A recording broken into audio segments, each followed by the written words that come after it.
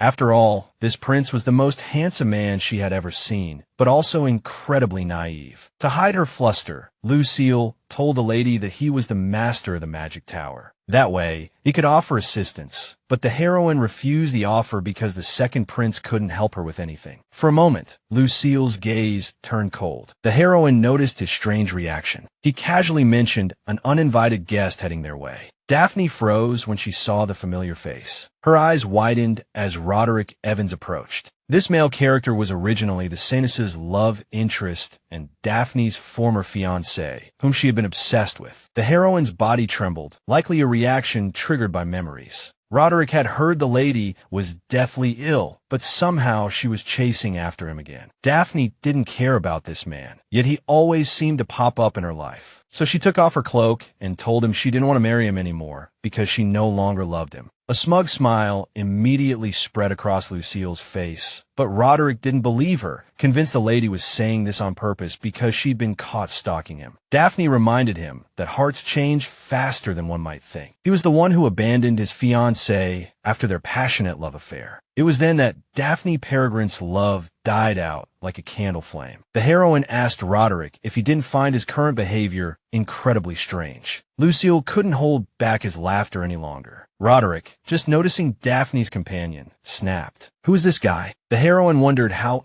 Daphne could have ever fallen for him. The second prince suddenly stepped in front of the lady, offering his assistance. He finally had a chance to repay the favor. It didn't seem like anything bad would happen, so Daphne agreed. Luciel smiled and asked for her forgiveness. He knelt on one knee in front of the heroine and suddenly kissed her hand. Then he confessed that he had been eagerly anticipating this meeting. The lady had kept the prince waiting for far too long, so Luciel asked if she truly didn't know his feelings. This statement made the girl freeze. Roderick, of course, immediately recognized His Highness. Luciel smiled and told the man he was pleased to see him. Roderick immediately bowed, apologizing to His Highness for his earlier outburst. The Duke reassured him, saying he wasn't entirely wrong. After all, his feelings for the lady weren't lost on just Mr. Roderick. Now Daphne realized this was just a ploy to crush Roderick, so she needed to snap out of it quickly. The beautiful Daphne, who had been chasing him all over the place, would probably be ecstatic to have the attention of the Duke and Master of the Magic Tower. But even so, Roderick would never be able to tell anyone what happened today. No one would believe him. The plan was airtight, so the lady invited His Highness to continue. Finally, she told Roderick she hoped to never see him again. The man had no choice but to watch her retreating figure. He couldn't believe Daphne was really with the Duke.